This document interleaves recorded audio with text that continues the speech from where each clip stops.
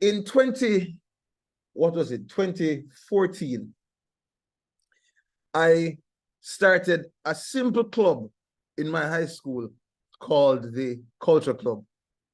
And the club is exactly what it says. It's about culture. I took that club so seriously for the year. You know, in high school, you're required to participate in an extracurricular activity. Well, that was a policy at my school. I imagine at your school, maybe you had something similar.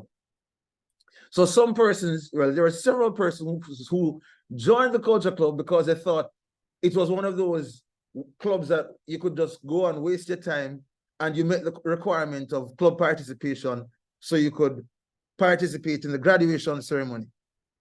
But I took it very seriously. And we elevated the profile of the club. While I was working on building the Culture Club, the advisor for the Students' Council was watching me. And at the end of the academic year, she suggested that I run for Students' Council president.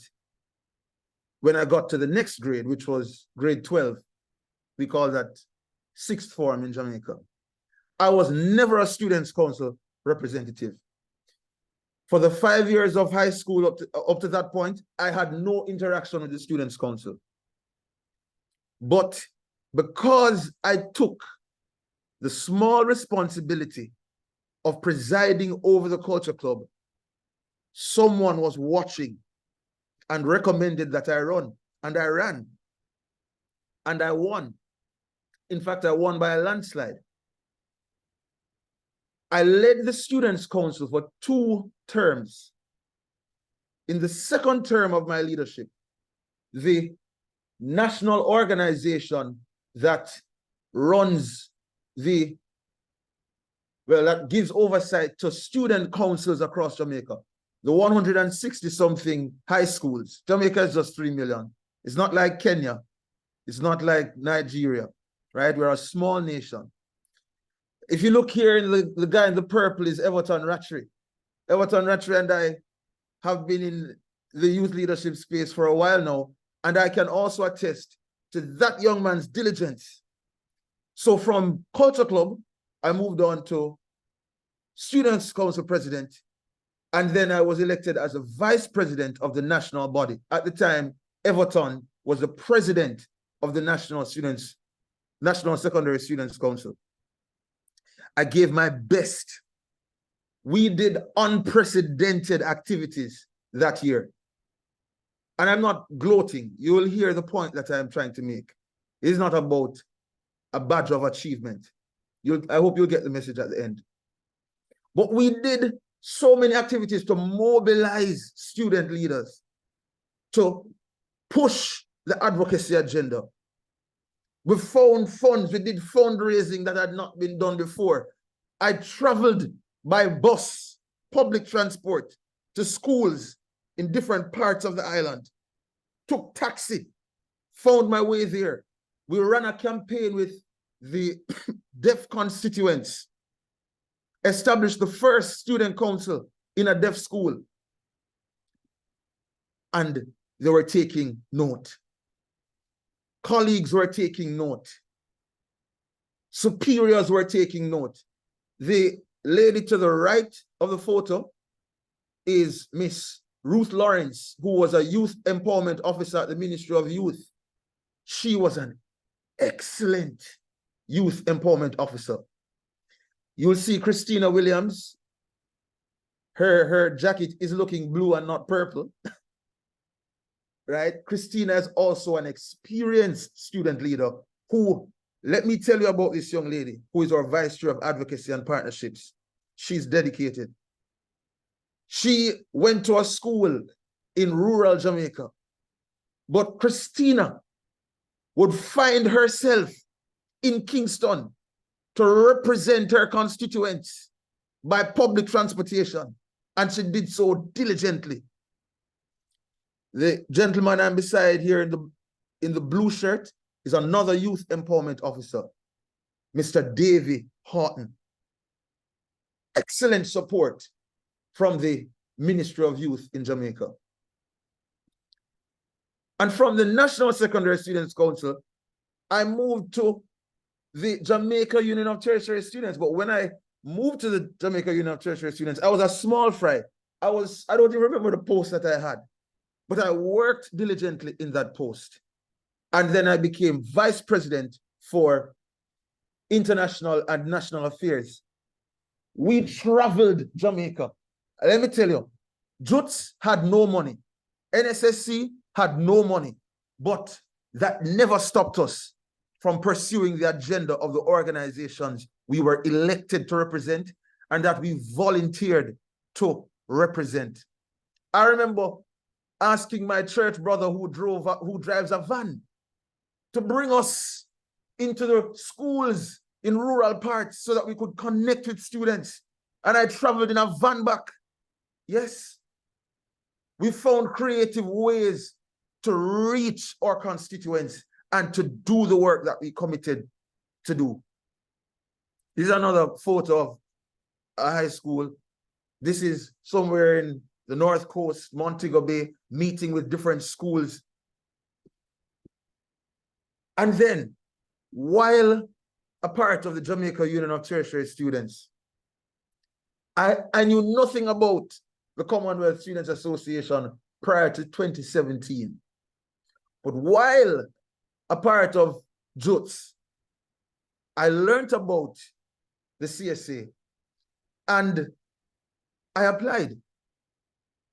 But my application had to be supported by persons who observed my track record of leadership over a period of time, including the JUTS team. And the JUTS recommended my nomination. I was elected as, well, I was appointed, because we were still a steering committee at this time. I was appointed as Caribbean and America's regional rep. Now, in the grand scheme of several regions of the world, the Caribbean is small. The Caribbean, when compared to Africa and Asia, and even the Pacific that has Australia, New Zealand, and Papua New Guinea and larger islands, is very small. But this young man from a small island took what would be considered maybe the smallest role of the CSA very seriously. After I left Fiji, I hit the ground running. I paid out of my own pocket, which I'm not encouraging at all, to promote the advertisement in the Caribbean region for the regional working group. And we got sparse applications of very low quality as well. But there were persons who were finding out about the CSA, reaching out to the CSA, learning about the CSA.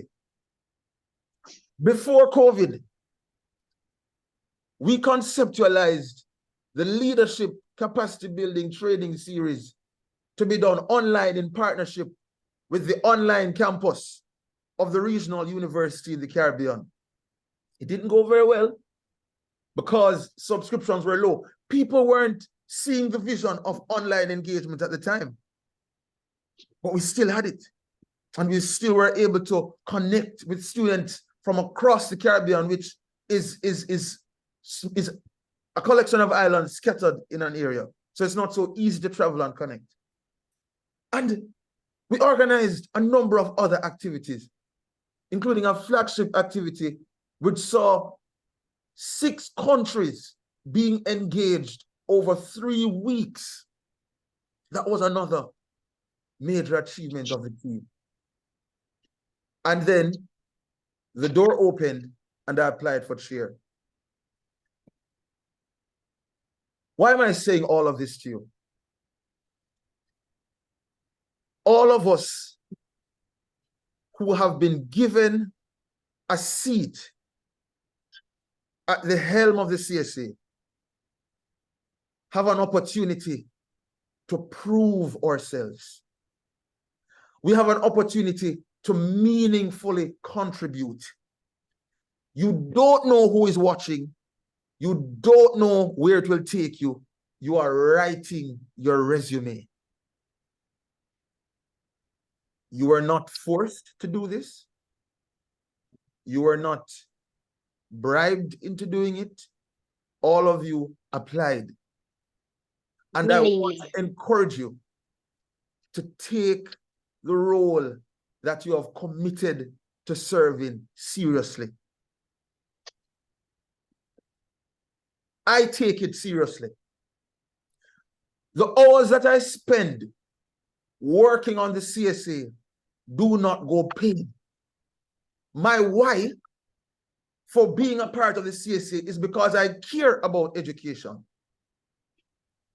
I will say to you, colleagues, if your why for being a part of the CSA is just to boost your resume, revisit your why.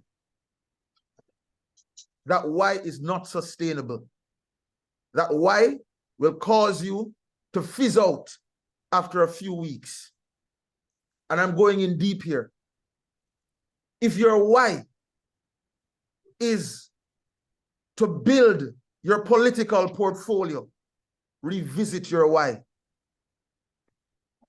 The CSA is not part of a political agenda. If your why is to travel, revisit that why. And I'm going to double down on that because I know when you see the excos traveling, it looks glamorous, but it's not all it appears to be. Some of us will never meet in person. It's the nature of an online organization. It's the nature of an organization that depends on online engagement. Let me put it that way. Some of us will be denied visas, as has been the experience of several persons who are a part of the 13 Commonwealth Youth Networks. So if your why stands outside of a belief in education and the role that the CSA plays in advancing the agenda of education across the Commonwealth, I don't think you have found a strong enough why to be a part of this group. And I'm inviting us all to think about why we have joined